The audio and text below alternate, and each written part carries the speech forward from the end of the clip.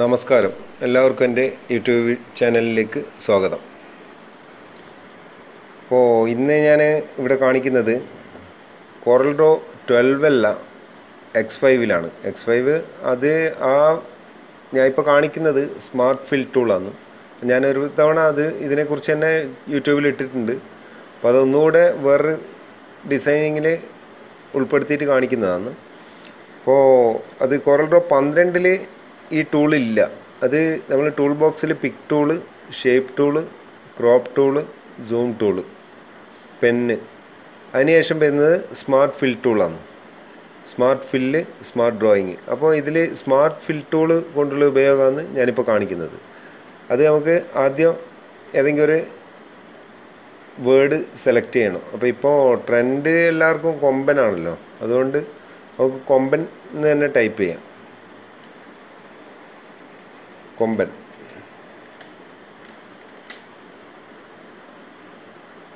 അപ്പോൾ ഇത് ഞാൻ ടൈറ്റിൽ കേസിലേക്ക് മാറ്റുന്നുണ്ട്.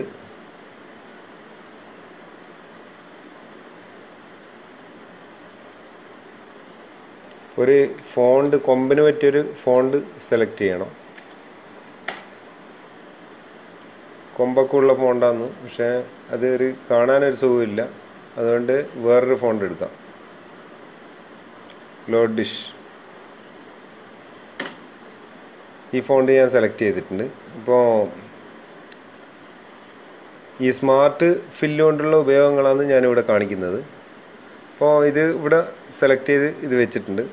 അപ്പോൾ അടുത്തതായിട്ട് നെക്സ്റ്റ് ഞാൻ ചെയ്യുന്നത് പെൻ ടൂൾ എടുക്കുകയാണ്. പെൻ ടൂൾ എടുത്തിട്ട് എനിക്കിപ്പോൾ ഇതിന് നേർ പകുതിയായിട്ടൊരു ഡിസൈൻ പോലെ വരണം. അപ്പോൾ അത് പെൻ ടൂൾ വെച്ചിട്ട് ഞാൻ ഒരു ലൈന് കൊടുത്തിട്ടുണ്ട് ഇവിടെ.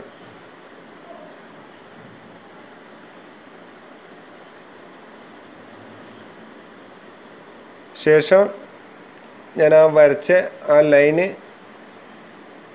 ഇവിടെ വെച്ചതിന് ശേഷം ഈ സ്മാർട്ട് ഫിൽ ടൂള് അത് ഞാൻ സെലക്ട് ചെയ്തിട്ടുണ്ട്. Smart fill tool.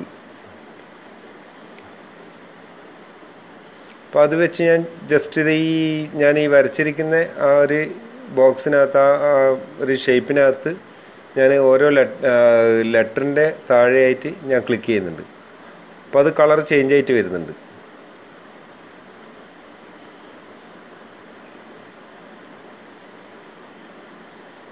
ഇത് X5 ആയതുകൊണ്ട് തന്നെ ഇത്തിരി സ്ലോ ആണ്, അതുകൊണ്ട് കുറച്ച് സമയം എടുക്കുന്നത്. അപ്പോൾ ഇതിൻ്റെ താഴ്ഭാഗം കംപ്ലീറ്റ് ഞാൻ സെലക്ട് ചെയ്തിട്ടുണ്ട്. ഇതിൻ്റെ ഈ സ്മാർട്ട് ഫിൽ ടൂൾ കൊണ്ടുള്ള ഒരു പ്രത്യേകത എന്താണെന്ന് വെച്ചാൽ, നമ്മളിപ്പോൾ ഇത് ഒരു ഓട്ടോ അല്ലെങ്കിൽ ടിപ്പർ, ബസ്, അതിനൊക്കെ ഈ പേര് എല്ലാം സൈസ്, മോഡലൊക്കെ സെലക്ട് ചെയ്ത് സൈസൊക്കെ ക്ലിയർ ആക്കി കൊടുത്തതിന് ശേഷം ഇങ്ങനെ ചെയ്താൽ നമുക്കിത് സെപ്പറേറ്റ് ആയിട്ട് എടുക്കാൻ പറ്റും. ഇപ്പം ഞാൻ ഫില്ല് ചെയ്ത ഭാഗം മാത്രമായിട്ട് സെപ്പറേറ്റ് പുറത്തേക്ക് വെളിയിലേക്ക് എടുക്കാൻ പറ്റും. അപ്പോൾ രണ്ട് കളറിൽ കൊടുക്കുമ്പോൾ കുറച്ചുകൂടി ഈസി ആയിട്ട് ചെയ്യാൻ പറ്റുന്നതാണ്.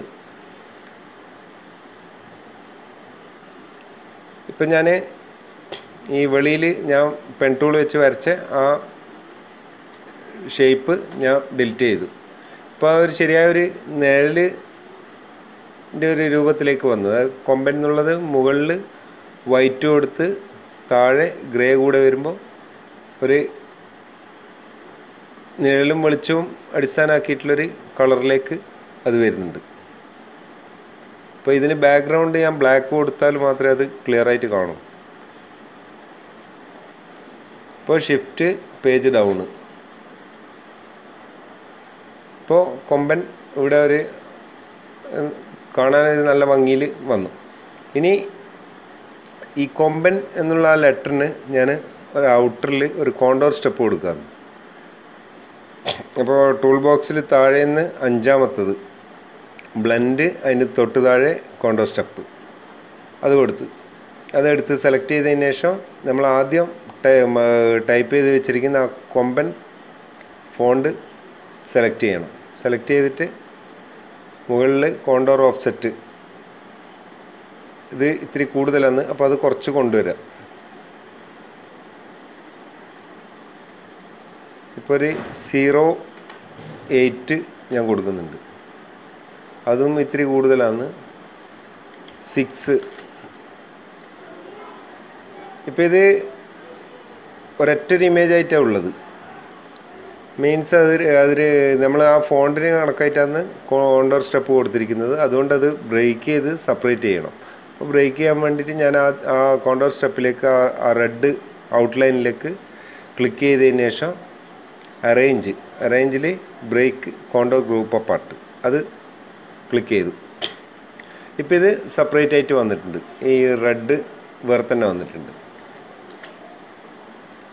അതിനുശേഷം ആ റെഡ് ഞാൻ ഒന്നുകൂടെ സെലക്ട് ചെയ്ത് വീണ്ടും കോണ്ടോർ അപ്പാർട്ടിലേക്ക് പോകാം.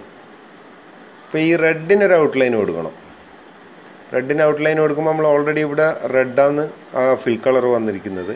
അപ്പോൾ അതിന് വീണ്ടും ഔട്ട്ലൈൻ കൊടുത്താൽ അതും റെഡ് തന്നെ വരും. അപ്പോൾ അത് നമുക്ക് മനസ്സിലാവില്ല. അതുകൊണ്ട് തന്നെ അതിൻ്റെ ആ ഫിൽ കളറ് ഞാനിവിടെ ചേഞ്ച് ചെയ്യുന്നുണ്ട്. ഇപ്പോൾ ഒരു ബ്ലൂ കൊടുത്തിട്ടുണ്ട്. ബ്ലൂ കൊടുത്തപ്പോൾ ഇങ്ങനെ വന്നു.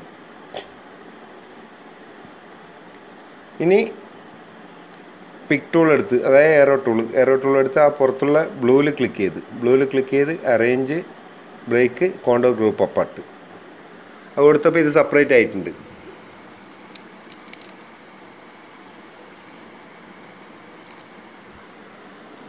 ആ ബ്ലൂ സെപ്പറേറ്റ് ആയിട്ട് വന്നു. ഇനി നമുക്ക് ഈ റെഡ് ആ ബ്ലൂന്ന് മൈനസ് ചെയ്യണം.